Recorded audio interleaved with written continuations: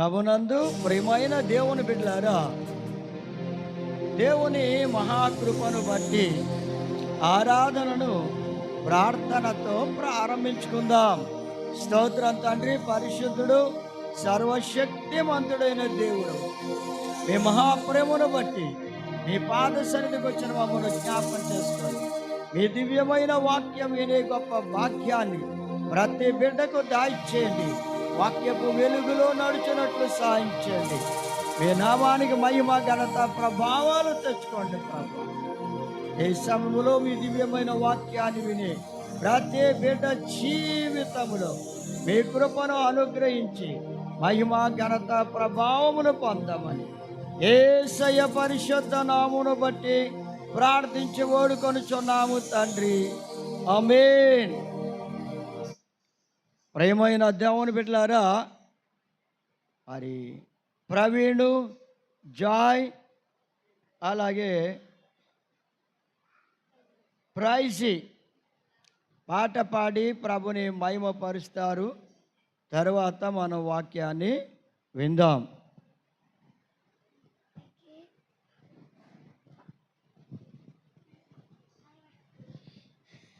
Hello,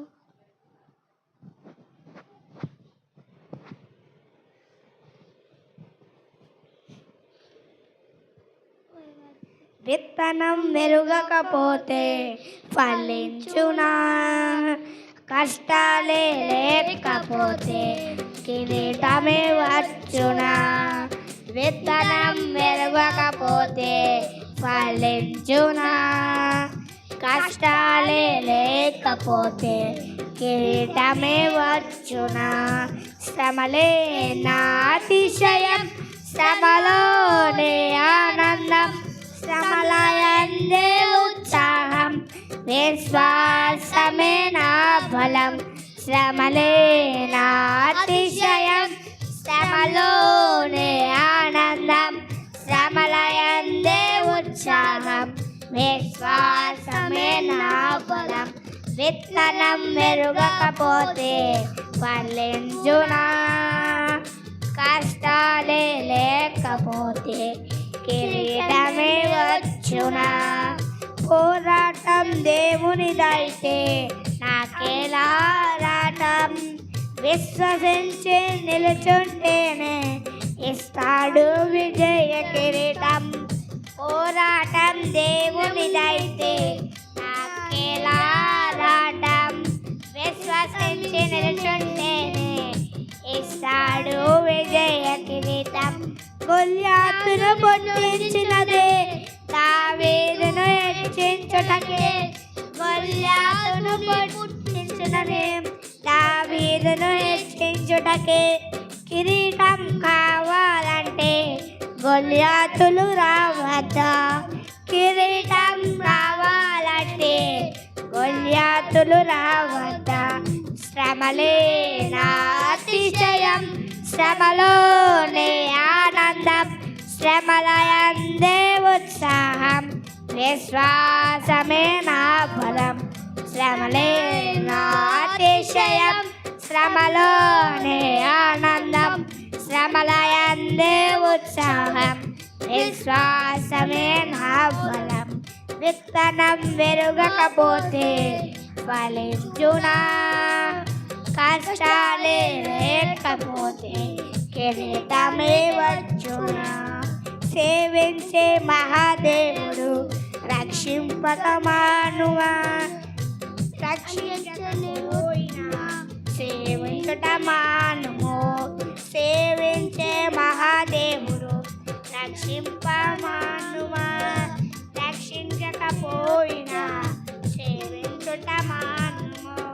ఎటువంటి విశ్వాసమే తండ్రినే తాకునే, ఎటువంటి విశ్వాసమే తండ్రినే తాకునే.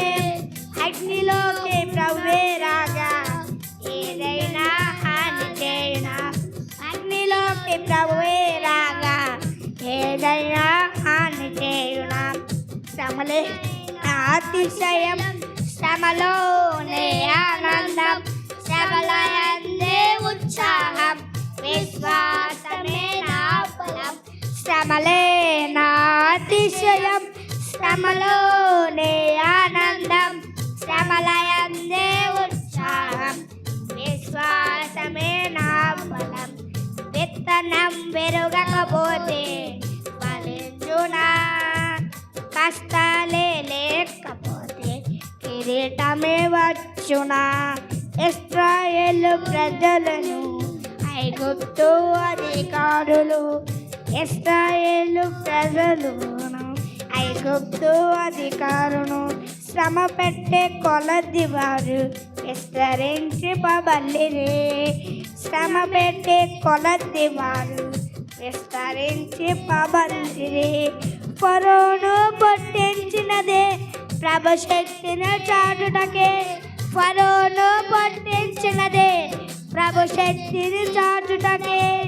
వాగ్దానం నెరవేరాలా, ఫరోలు రావద్దా, వాగ్దానం నెరవేరాలా, ఫరోలు రావద్దా.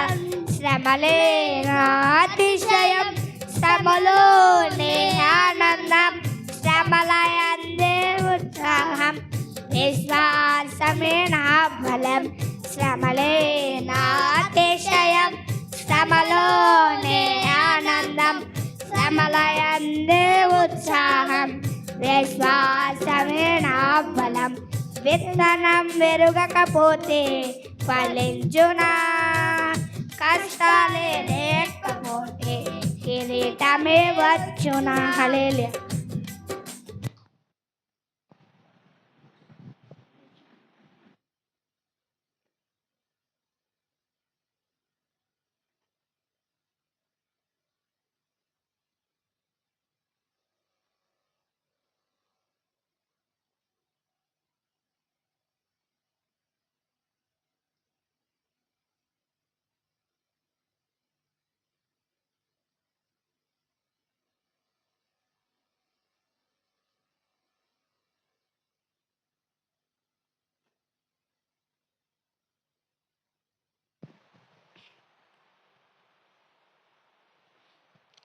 దేవునికి స్తోత్రం. ప్రభునందు ప్రియమైన దేవుని బిడ్డలారా, దేవుని వాక్యాన్ని ధ్యానం చేద్దాం. యెషయా గ్రంథం 66వ అధ్యాయము 8వ వచనం. ఒక జనమును కనుటకు ఒక నాటి ప్రసవ వేదన చాలునా, ఒక్క నిమిషములో ఒక జనము జన్మించునా. సియోనుకు ప్రసవ వేదన కలుగగానే ఆమె బిడ్డలను కనెను. ప్రియమైన దేవుని బిడ్డలారా, జాగ్రత్తగా దేవుని వాక్యాన్ని వినాలి, అర్థం చేసుకుని పరిస్థితి తెచ్చుకోవాలి. చూడండి ఏమంటున్నాడు అంటే, ఒక జనమును కనుటకు ఒకనాటి ప్రసవ వేదన చాలునా. ఒక జనాన్ని కనాలంటే ఒక్కరోజు పడే ప్రసవ వేదనతో అంత జనము ఒక్కసారిగా జన్మించలేరు, అది జరిగేది కాదు. కానీ ఒక్క నిమిషంలో ఒక జనము జన్మిస్తుందా అంటే జన్మించదు. కనుక ప్రేమైన దేవుని బిడ్డలారా, సియోనుకు ప్రసవ వేదన కలగగానే ఆమె బిడ్డలను కనెను. ఇక్కడ సియోను అంటే ప్రియమైన దేవుని బిడ్డలారా సంఘము అని అర్థం. సియోను అంటే దేవుని బిడ్డ, సియోను అంటే సేవకుడు. కనుక సియోనికి ప్రసవ వేదన కలగగానే ఆమె బిడ్డలను కనెను. సంఘము అనేక మంది ఆత్మీయ బిడ్డలను కనాలి అంటే సంఘములో అనేక మంది రక్షింపబడిన బిడ్డలు, ఆత్మీయులు సంఘములో చేరాలి అంటే తప్పకుండా సియోనుకు ప్రసవ వేదన కలగానే బిడ్డలను ఎలా కనెనో అలా సంఘము కూడా ప్రసవ వేదన పడితేనే ఆత్మ బిడ్డలను కనుకోగలదు. ఆత్మ బిడ్డలను కనుకుంటుంది. నా ప్రియ సోదరి సోదరులారా, సంఘమునకు ఆత్మ సంబంధమైన బిడ్డల్ని కనుక్కుని ఆ గొప్ప భాగ్యం రావాలి అంటే ప్రసవ వేదన పడాలి. మరి సంఘము ప్రసవ వేదన పడాలండి. ప్రసవ వేదన పడితేనే బిడ్డలను కనడం జరుగుతుంది. ప్రసవ వేదన లేకుండా ఎక్కడ ఎవరు బిడ్డలను కనలేరు. కానీ ఈ కాలంలో అయితే ప్రసవ వేదన అనేది వారికి తెలియకుండానే బిడ్డల్ని కనే పరిస్థితి వచ్చింది. అది ఎలా అంటే సిజేరియన్ ద్వారా బిడ్డల్ని వాళ్ళు కంటున్నారు కనుక వాళ్ళకి ప్రసవ వేదన అంటే ఏమిటో తెలియదు. కానీ ఆ ఆపరేషన్ నొప్పి బాధే తప్ప వారికి ప్రసవ వేదన మాత్రం తెలియదు. నా ప్రియమైన దేవుని బిడ్డలారా, ప్రసవ వేదన సంఘము కలిగి ఉండాలి. ప్రసవ వేదన పడాలి. ప్రసవ వేదన పడకుండా బిడ్డలను కనలేరు. ఆత్మ సంబంధమైన బిడ్డల్ని, అలాగే దేవుని బిడ్డలు కూడా ఆత్మ సంబంధమైన బిడ్డల్ని కనాలి అంటే ప్రసవ వేదన పడాలి. సేవకుడు ఆత్మ సంబంధమైన బిడ్డల్ని కనాలి అంటే తప్పకుండా ప్రసవ వేదన పడాల్సిందే. ప్రసవ వేదన అంటే లేబర్ పెయిన్స్. ఈ నొప్పులు తప్పకుండా పడవలసిందే. ప్రసవ వేదన అనేది అది పడితేనే, ప్రసవ వేదన పడితేనే బిడ్డలను కనే పరిస్థితి వస్తుంది. కనుక బాధ్యత కలిగిన వారుగాను భారము కలిగినదిగా సంఘము ఉండాలి. సంఘమునకు బాధ్యత భారము కలిగినదిగా ఉండి ప్రసవ వేదన గనక పడితే, అనగా నొప్పులు పడితే, ఆ వేదన గనక మరి కలిగి ఉంటే ప్రసవ వేదనని తప్పకుండా బిడ్డలను ఆత్మ సంబంధమైన బిడ్డల్ని కంటారు. లేకపోతే ఆ సంఘం ఎలా ఉంటుంది అంటే పిల్లలు లేని సంఘముగా ఉండిపోతుంది. పిల్లలు లేని ఇల్లు ఎలా ఉంటుందో ఆ కుటుంబం, భార్య భర్తలు, సంఘము కూడా ఆత్మ సంబంధమైన బిడ్డలని కనలేకపోతే ఆ సంఘము కూడా శక్తి లేనిదిగా, పిల్లలు లేనిదిగా ఉన్నది గనుక ఉంటుంది. గనుక సంతోషం ఉండదు, ఆనందం ఉండదు, నెమ్మది ఉండదు. ఎప్పుడు చూసినా వారే ఉంటారు, ఆ తల్లిదండ్రులే తప్ప. వారికి పిల్లలు లేనప్పుడు వాళ్ళిద్దరే ఉంటారు, ఏమాత్రం సంతోషం ఉండదు. అందుకే సంఘమా తప్పకుండా భారము కలిగి, బాధ్యత కలిగి ప్రసవ వేదన పడాలి. భారము కలిగి, బాధ్యత కలిగి ప్రసవ వేదన పడాల్సిందే. అలా నా ప్రియమైన దేవుని బిడ్డలారా, ఎవరు అలా ప్రసవ వేదన పడతారో వాళ్ళు ఎందుకు పడాలి అంటే ప్రసవ వేదన, నీ కుటుంబాన్ని నీవు రక్షించుకోవాలి అంటే, నీ బంధువుల రక్షణ కొరకు, నీ కుటుంబ రక్షణ కొరకు ప్రసవ వేదన పడాల్సిందే.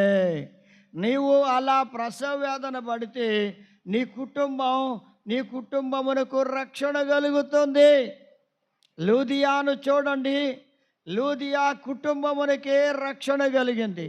లూదియాను బట్టి లూదియా కుటుంబమునకు రక్షణ కలిగింది.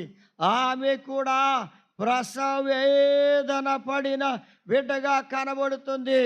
నేనే కాదు, నా కుటుంబం అంతా రక్షింపబడాలని కోరుకుంటూ దేవుని కొరకు ఆశతో కనిపెట్టుకున్న బిడ్డ, విశ్వాసంతో కనిపెట్టుకున్న బిడ్డ గనుక లూదియాను బట్టి దేవుడు ఆమె కుటుంబం అంతటిని రక్షించారు. ఆమె ప్రసవ వేదన పడినందువల్లే ఆ కుటుంబం అంతా రక్షింపబడింది. అలాగే ప్రియమైన దేవుని బిడ్డలారా, నీ బంధువులు రక్షింపబడాలంటే వారి కొరకు నీవు ప్రసవ వేదన పడాలి. అసలు ప్రసవ వేదన పడాలంటే ఎవరికి ఇష్టం ఉండద్దు, ఎవరు కూడా ఒప్పుకోరు. ఎందుకంటే ప్రసవ వేదన చాలా అవసరమై ఉన్నది. అలాంటి వేదనతో కూడిన, భారముతో కూడిన ప్రార్థన చాలా అవసరం. ప్రేమానద్దామని పెట్టారు. అలాంటి భారం కలిగిన, బాధ్యత కలిగిన ప్రార్థన అవసరం. అలాంటి సంఘము ఆత్మ బిడ్డల్ని కనుక్కుంటుంది. అలాంటి సేవకుడు ఆత్మ బిడ్డల్ని కనుక్కుంటారు. అలాంటి దేవుని బిడ్డ ఆత్మ సంబంధమైన బిడ్డల్ని కనుక్కుంటారు, కంటారండి. ఈ గొప్ప వాక్యము వారికి కావాలంటే తప్పకుండా ప్రసవ వేదన పడి తీరాల్సిందే. ప్రసవ వేదన పడాలి. ఊరకనే బిడ్డలు వచ్చేయరండి, ఊరకనే పిల్లలు వచ్చేయరు. ప్రసవ వేదన పడితేనే ఆ బిడ్డ బయటికి వస్తుంది. కనుక దేవుని బిడ్డలారా, ప్రసవ వేదన అనేది ప్రతి రక్షింపబడిన బిడ్డకు, సేవకునికి, సంఘమునకు తప్పకుండా అవసరమై ఉన్నది. అది లేని సంఘము, ప్రసవ వేదన లేని సంఘము, ప్రసవ వేదన లేని దేవుని బిడ్డ, ప్రసవ వేదన లేని సేవకుని సేవ అభివృద్ధి కాదు, సంఘము అభివృద్ధి కాదు. సంఘమునకు ప్రసవ వేదన పడే పరిస్థితి కావాలి. అంటే అందరూ కూడా, సంఘ బిడ్డలు అందరూ కూడా ప్రసవ వేదన పడే స్థితికి రావాలి. అలాగూ సంఘము అభివృద్ధి చెందాలంటే, పిల్లల్ని కనాలంటే, ఆత్మ సంబంధమైన పిల్లల్ని కనాలంటే భారం కలిగి, ప్రార్థనాపరులుగా, బాధ్యత కలిగి ప్రసవ వేదన పడాలి. అలాంటి బాధ్యత సంఘమునకు ఎంతో అవసరం. సంఘం కలిగి ఉండాలి. కలిగి ఉంటేనే ఈ గొప్ప కార్యం జరుగుతుంది. ప్రియమైన దేవుని బిడ్డలారా, ఇర్మియా గ్రంథం 6వ అధ్యాయం 24వ వచనంలో చూస్తే, ప్రసవించు స్త్రీ వేదన, ప్రసవించే స్త్రీ వేదన ఎలా పడుతుందో మేము వేదన పడుచున్నాము అంటున్నారు. ఇక్కడ ఏమిటంట, ప్రసవించే స్త్రీ వేదన ఎలా పడుతుందో అది చాలా కష్టంతో కూడినది. ప్రసవ వేదన, ప్రసవించే ఆ స్త్రీ పడే ఆ వేదన, ప్రసవ వేదన చాలా బాధాకరమైనది, కష్టంతో కూడినదే, శ్రమలతో కూడినదే, శోధనలతో కూడినదే, ఇబ్బందితో కూడినదే. అయినా సరే ప్రసవించే స్త్రీ వేదన పడుతుంది, ప్రసవ వేదన పడుతుందండి. అలా మనం కూడా వేదన పడాలి. అంటే ఎడతెగని నొప్పులు కావాలి. నొప్పులు రాకపోతే వారికి ఆపరేషన్ చేసి, సిజేరియన్ చేసి బిడ్డను తీస్తున్నారండి. ప్రేమను వద్దామని బిడ్డలారా డాక్టర్లు. అందుకని ఎడతెగని నొప్పులు రావాలి, కంటిన్యూస్గా పెయిన్స్ రావాలి, లేబర్ పెయిన్స్. అవి వస్తేనే ఒక బిడ్డకు జన్మనివ్వగలదు ఆ తల్లి. అలా సంఘము కూడా ఎడతెగని నొప్పులు కలిగి, ఎడతెగక ప్రార్థన చేసే బిడ్డలుగా సంఘము ఉండాలి. అలాంటి బాధ్యత కలిగిన సంఘములు అనేక ఆత్మ సంబంధమైన బిడ్డల్ని కంటది, సంఘం కంటుంది. సంఘం నా ప్రియమైన దేవుని బిడ్డలారా, బాధలు కూడా పడాలి. ఎడతెగ నొప్పులు పడాలి, పొందాలి. నొప్పులు పడాలి, బాధలు కూడా పొందాలి. కష్టమే అయినా సరే చూడండి, ఒక్కనాటి ప్రసవ వేదన జనాన్ని కనడానికి సరిపోదు అంటున్నాడు. దేవుని బిడ్డలారా, దినము మీరు ప్రసవ వేదన పడి ప్రార్థించే బిడ్డలుగాను, వేదన పడే బిడ్డలుగాను ఉండాలి సంఘమా. అప్పుడు ఆత్మల రక్షణ కార్యాలు జరుగుతాయి. ఇర్మియా గ్రంథం 4వ అధ్యాయం 31వ వచనంలో చూస్తే, ప్రసవించే స్త్రీ ఏం చేస్తుందో తెలుసా? నా ప్రియమైన దేవుని బిడ్డలారా, కేకలు పెడుతుందండి. ఆమె సిగ్గుపడదు. అయ్యా బావగారు ఉన్నారు, లేకపోతే ఇంకా బంధువులు ఉన్నారు, అందరూ ఉన్నారు, ఎవరు ఏమనుకుంటారు అని ఆమె ఆలోచించదు. ఆ ప్రసవ వేదన సమయంలో ఆమె కేకలు పెడుతుందండి. ప్రేమైన దేవుని బిడ్డలారా, సిగ్గుపడదు. వాళ్ళందరూ ఏమంటారు, ఏమనుకుంటారు అని ఆమె తలంచదు. కానీ ఆమె బాధ, ఆమె వేదన, ఆమె దుఃఖం, ఆమె శ్రమ, ఆమె కష్టాన్ని ఆ కేకలు వేయడం ద్వారా ఆ కష్టాన్ని ఉపశమనం పొందొచ్చు అనుకుంటుంది. అందుకే తట్టుకోలేక, ఆ బాధలను తట్టుకోలేక, ఆ ప్రసవ వేదన తట్టుకోలేక కేకలు పెడుతూ ఉంటుంది. ప్రసవ వేదన పడే స్త్రీ కేకలు పెట్టునట్లుగా సియోను కుమార్తె తొలి కాన్పు కనే స్త్రీ ఎలా కేకలు వేస్తుందో, అలా సియోను కుమార్తె అయ్యో నాకు శ్రమ, నరహంతకుల పాలై నేను మూర్ఛెల్లుచున్నాను అంటుంది. ప్రసవ వేదన పడేవాళ్ళు కూడా మూర్ఛెల్లిపోతారు.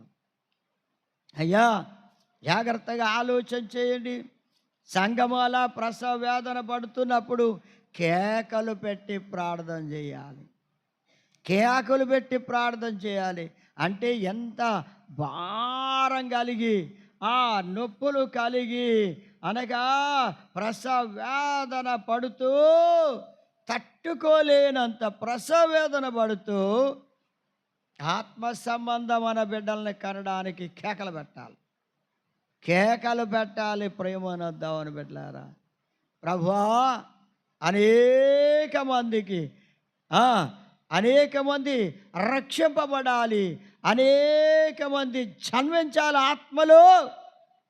ఆత్మ బిడ్డలు జన్మ వాళ్ళకి కావాలి ప్రభువా అని మనం కేకలు పెట్టి ప్రార్థనలు చెయ్యాలి. అందుకే ప్రియమనొద్దామని బిడ్డలారా, నరహంతకుల పాలై నేను మూర్ఛెల్లుచున్నాను అంటుంది. నిజమే, దుష్టుని చేతులు పడితే నశించిపోవడమే. ఆత్మలు రక్షణ పొందకుండా నశించిపోతాయి. ప్రేమను దేవుని బిడ్డలారా, అందుచేత నా దుష్టుని చేతులు పడకుండా ఆత్మలు రక్షింపబడాలని, ఆత్మ బిడ్డలు కనుకోవాలని సంఘము ఏం చేయాలంటండి? కేకలు పెట్టి ప్రార్థన చేయాలి. కేకలు పెట్టి ప్రార్థన చేయాలి. ప్రియమైన దేవుని బిడ్డలారా, ఇలాంటి కేకలు పెట్టే ప్రార్థన ఉందా? గుడ్డివారిని చూడండి, వాళ్ళు ఎంతో బాధ అనుభవిస్తున్నారు, వాళ్ళు వేదన పడుతున్నారు. ఏమిటి వాళ్ళ వేదన అంటే, నా ప్రియమైన దేవుని బిడ్డలారా, చూస్తున్న మనకి వారి వేదన అర్థం కాదు. కానీ మనకి వారు ఎంతో వేదన పడుతున్నారు. ఆ గుడ్డి వారిద్దరు కూడా యేసు ప్రభు వారిని చూచి కేకలు పెడుతున్నారు. ఎందుచేతనంటే వాళ్ళు పొందుతున్న వేదన చాలా బాధ అనుభవిస్తున్నారు. అడుగడుగున వాళ్ళకి అపాయమే, అడుగడుగున కష్టమే, అడుగడుగున శ్రమే. అలాంటి భయంకరమైన పరిస్థితుల్లో వారి గుడ్డితనా నుండి విడుదల పొందాలని ఆశపడుతూ వారు దేవునికి కేకలు పెట్టారు. యేసయ్యా, దావీదు కుమారుడా, మమ్మను కరుణించమని వాళ్ళు కేకలు పెట్టారండి. ప్రేమనొద్దామని బిడ్డలారా, ప్రభు ఆ కేకల్ని విని వారిని దగ్గరకు పిలిచి వారి కన్నులను బాగు చేశారు, అనగా స్వస్థపరిచారు. నా ప్రేమనొద్దామని బిడ్డలారా, సంఘమా మీరు కేకలు పెట్టి ప్రసవ వేదన పడుతూ ఉంటే, ప్రసవ వేదన పడే స్త్రీ వలె కేకలు పెడుతూ ఉంటే దేవుని సన్నిధిలో అనేక ఆత్మల్ని రక్షించు ప్రభువా అని ప్రార్థన చేస్తూ ఉంటే దేవుడు మీ కేకల్ని వింటాడు. మీ కేకల్ని విని ఆయన అనేక ఆత్మలను రక్షిస్తాడు. ఆత్మ బిడ్డలు కనుకుంటుంది సంఘం. నా ప్రేమైన దేవుని బిడ్డలారా, సంఘములో ఎంత బాధ్యత కలిగినదిగా ఉండాలి సంఘం. ఎందుకంటే ఆ నొప్పులంట ప్రియమైన దేవుని బిడ్డలారా, ఎక్కడ ప్రారంభమయ్యి ఆ నొప్పి వస్తుంది అంటే యెషయా గ్రంథం 21వ అధ్యాయము 3వ వచనంలో అంటున్నాడు, నా నడుము బహు నొప్పిగా ఉన్నది, ప్రసవించు స్త్రీ వేదన వంటి వేదన నన్ను పట్టి ఉన్నది. అంటే ప్రసవించే స్త్రీకి పట్టిన వేదన, ప్రసవ వేదన ఉందే, ఆ వేదన ఎలాంటిదంట, నడుము బహుగా నొప్పిగా ఉంటుందంట. నడుములో నుంచి నొప్పి వస్తుందంట. నా ప్రియమైన దేవుని బిడ్డలారా, ఎక్కడి నుంచి రావాలి నొప్పి? నడుములో నుంచి వస్తేనే ప్రసవ వేదన పడి ఆ స్త్రీ ఒక బిడ్డకు జన్మనిస్తుంది. కనుక ప్రియమైన దేవుని బిడ్డలారా, సంఘమా, దేవుని సేవకుడా, దేవుని బిడ్డ, నీ నడుము నొప్పిగా ఉన్నదా? నడుములో నొప్పి రావాలి. ఎక్కడ నొప్పి రావాలి? నడుములో. ఏమిటి? ప్రసవించే స్త్రీ వేదన నడుములో నొప్పి బయలుదేరుతుంది. కానీ దేవుని బిడ్డలారా, ఆత్మ బిడ్డలను కనుక్కోవాలి అంటే, మీ నడుములో నొప్పి పుట్టాలంటే ఏమిటా నడుము? ఆ నడుమే ప్రియమైన దేవుని బిడ్డలారా, మీ మనస్సు అనే నడుము. ఏ నడుము అంటది? మీ మనస్సు అనే నడుము. పేతురు రాసిన మొదటి పత్రిక 1వ అధ్యాయం 13వ వచనంలో చూస్తే, మీ మనస్సు అనే నడుము కట్టుకొని, మనస్సు అనే నడుములో నొప్పి పుట్టాలి, మనస్సులో వేదన కలగాలి, మనస్సులో బాధ కలగాలి. అయ్యో, ఆత్మలు రక్షించబడకుండా నశించిపోతున్న వారిని గూర్చిన భారము, బాధ్యత, ప్రార్థన అనుభవము నీ లోపల ప్రవేశించాలి సంగమా. అలా నీ మనస్సులో పుట్టాలి. ఏమిటది? నొప్పి. మనసులో బాధ కలగాలి, మనసులో వేదన కలగాలి. మనసులో ప్రసవ వేదన పుట్టినప్పుడు నీవు చేసే ఆ ప్రార్థన, మనఃపూర్వకంగా నీవు చేసే ఆ ప్రార్థన దేవుడు ఆలకించే నీ నిరీక్షణను ఆయన సంపూర్ణం చేయడానికి, నీ నిరీక్షణను సంపూర్ణం చేయడానికి ఆత్మ సంబంధమైన బిడ్డలను కనేదిగా సంఘాన్ని బలపరుస్తాడు ప్రభు.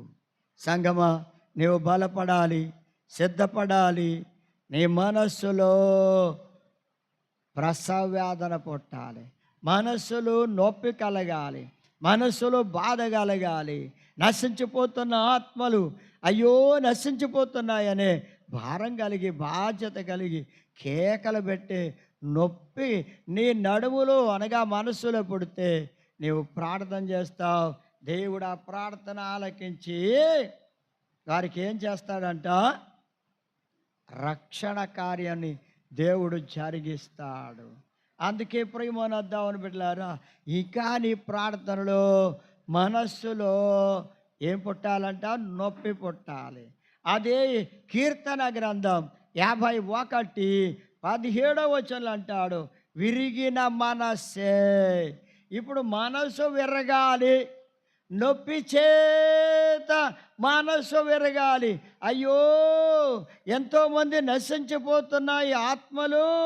ఆ ఆత్మలన్నీ రక్షింపబడాలని గొప్ప భారము కలిగిన, బాధ్యత కలిగిన బిడ్డగా ఆ విరిగిపోవాలి నీ మనస్సు. సంగమా, నీ మనస్సు విరిగిపోవాలి, నీ మనస్సు నలిగిపోవాలి, నీ మనస్సులో ప్రసవేదన పుట్టాలి, ప్రసవేదన పుట్టాలి. నొప్పి పుట్టినట్లుగా మా ప్రసవేదన పుట్టాలి, ప్రసవేదన కలగాలి. ఎప్పుడైతే ప్రసవేదన కలుగుతుందో విరిగిన మనస్సు దేవునికి ఇష్టమైన బలులు. దేవుడు నీ మనస్సును అంగీకరిస్తాడు. నీ మనస్సును అంగీకరించి నీవు అడిగిన దానిని చేయడానికి ఆయన ఇష్టపడతాడు, సిద్ధపడతాడు. చేయడానికి ఆయన ఇష్టపడతాడు. ప్రియమైన దేవుని బిడ్డలారా, కనుక నీ జీవితంలో విరిగిన మనస్సు కావాలి. విరిగిన మనస్సుతోనే ప్రార్థన చేయాలి, అనగా కేకలు పెడుతూ ప్రార్థన చేయాలి. విరిగిన మనస్సుతో హృదయము అనగా మనస్సులో నొప్పి పుట్టాలి, బాధ. నడుము నొప్పి అన్నారే, మనసు నొప్పి, మనసులో నొప్పి. నశించిపోతున్న వారిని చూస్తే నీకు నొప్పి కలగాలి, బాధ కలగాలి. అయ్యో వారు నశించిపోతున్నారని ఆ బాధ, ఆ నొప్పి కలగాలి. ఎవరు నశించిపోతే నాకెందుకు, ఎవరు ఏమైపోతే నాకెందుకు, నేను శుభ్రంగా ఉంటే చాలు, నేను దేవుడిని నమ్ముకున్నాను, పరలోకి వెళితే చాలే అనుకునే వాళ్ళు ఉంటారు అనేక మంది. అలా ఉండకూడదు సంఘమా. సంఘము నొప్పి కలిగిందిగా ఉండాలి మనస్సులో. నశించిపోతున్న వారి కొరకు ఈ భారాన్ని కలిగినదిగా సంఘం ఉంటే, నా ప్రియమైన దేవుని బిడ్డలారా, అలాంటి వారి ప్రార్థనను దేవుడు అలక్ష్యము చేయడో. అలాంటి వారి ప్రార్థనను లక్ష్య పెడతాడంతే. ఆయన లక్ష్య పెడతాడు.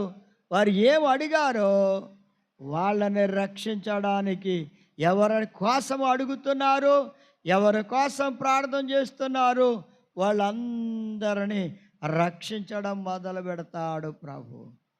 నా ప్రియమైన దేవుని బిడ్డలారా, మరి నీ జీవితంలో ఒక్క ఆత్మనైనా ప్రభు దగ్గరికి నడిపించడానికి కనుక్కున్నావా? ఒక్క ఆత్మ బిడ్డనైనా కనుక్కున్నావా? కేకలు పెట్టి ప్రార్థన చేస్తున్నావా? నడుములో నొప్పి పుట్టిందా? మనసు అనే నడుములో నొప్పి పుట్టిందా? బాధ కలిగిందా? నీకు అసలు బాధ లేకుండా ఉన్నావేమో, బాధ్యత లేకుండా ఉన్నావేమో. నాకెందుకో, ఎవరు ఏమైపోతే నాకెందుకలే అనుకుంటున్నావేమో. లేదు ప్రియమైన దేవుని బిడ్డలారా, నిన్ను వలె నీ పొరుగు వారిని ప్రేమించమన్నాడు ప్రభు. నీ శత్రువుని కూడా ప్రేమించమన్నాడు. కనుక ప్రియమైన దేవుని బిడ్డలారా, తప్పకుండా కేకలు పెట్టి నొప్పి కలిగి అయ్యో నశించిపోతున్నారనే బాధ నీ మనస్సులో కలిగితే, నువ్వు ప్రార్థన చేస్తే దేవుడు నీ నిరీక్షణను సంపూర్ణం చేసి అనేకమైన ఆత్మ బిడ్డలని నీవు సంఘమా కనేలా చేస్తాడు. సంఘము అభివృద్ధి చెందుతుంది.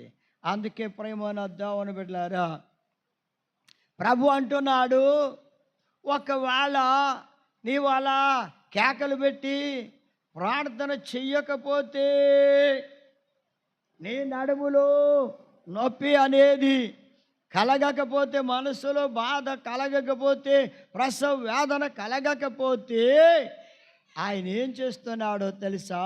బాధపడుతూ ఉన్నాడు.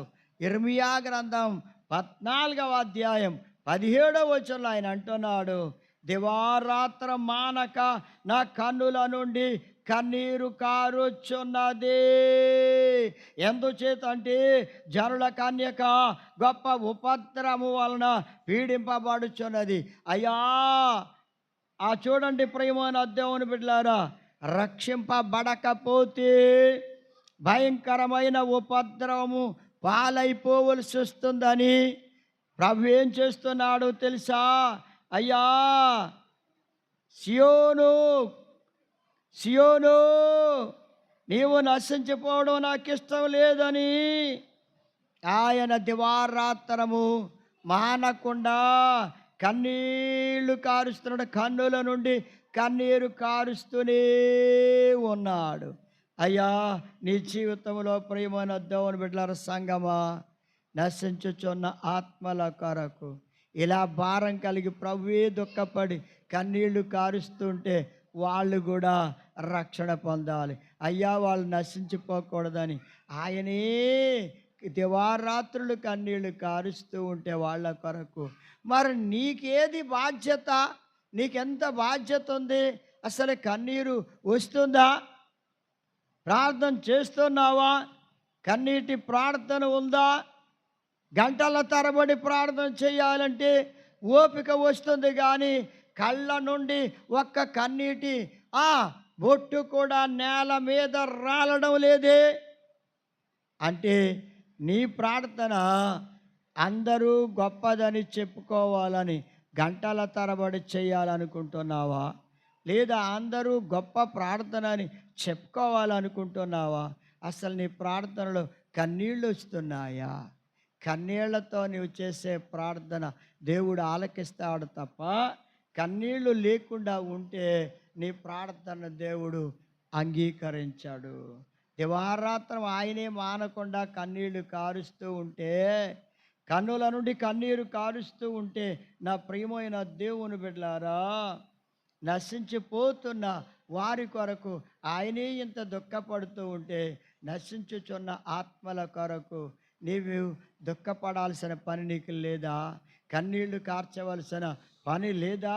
సోదరి సోదరుడా, ప్రసవ వేదన పడాలి ప్రియమైన దేవుని బిడ్డలారా, ప్రసవ వేదన పడండి.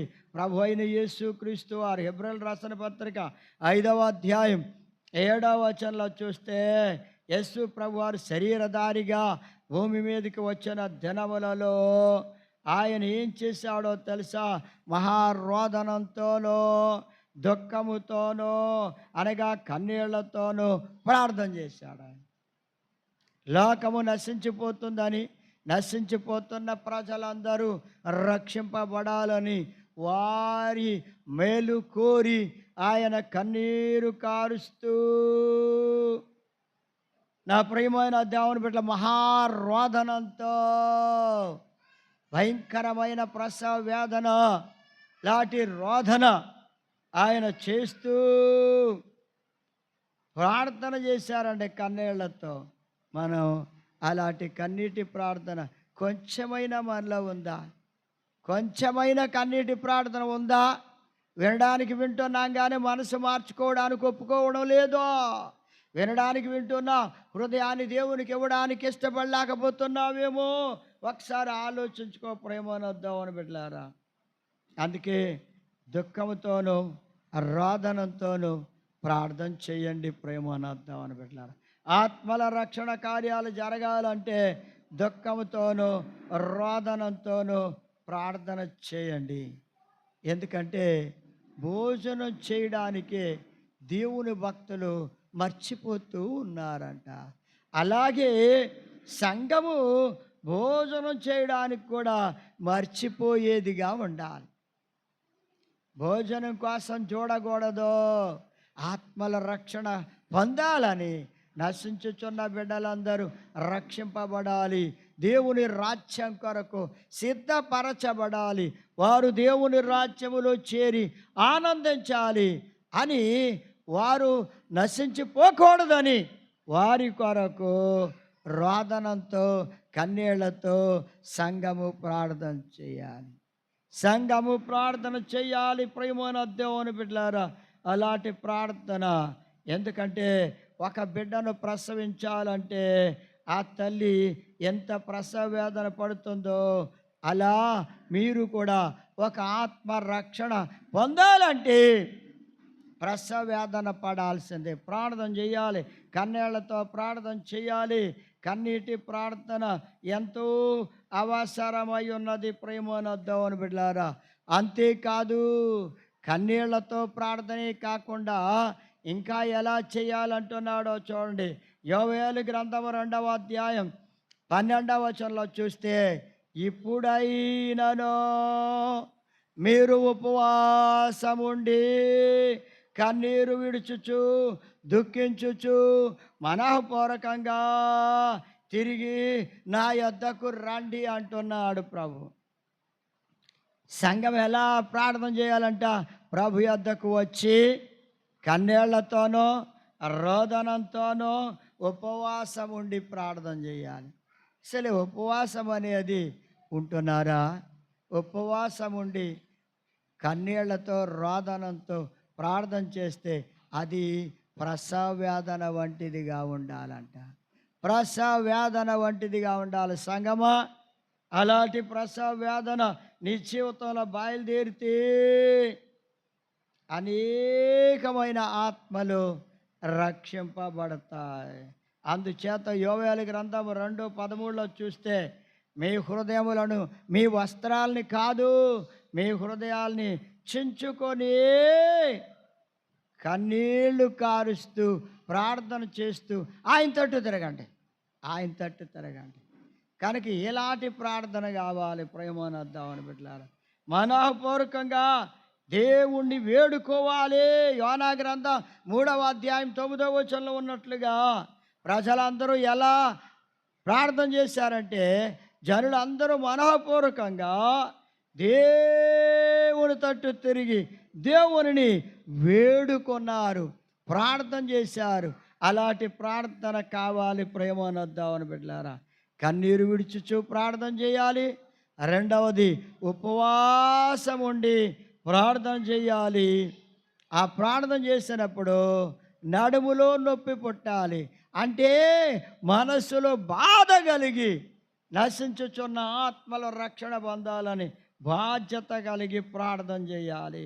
సియోనుకు ప్రసవ వేదన కలగగా, దేవుని బిడ్డలారా సంగమా, ప్రసవ వేదన నీకు కలిగితే సంగమా నీవు బిడ్డలను కంటావు, ఆత్మ సంబంధమైన బిడ్డలను కంటావు. అలాంటి గొప్ప కృప సంఘములో ఉండాలంటే సంఘము ఏం చేయాలంట?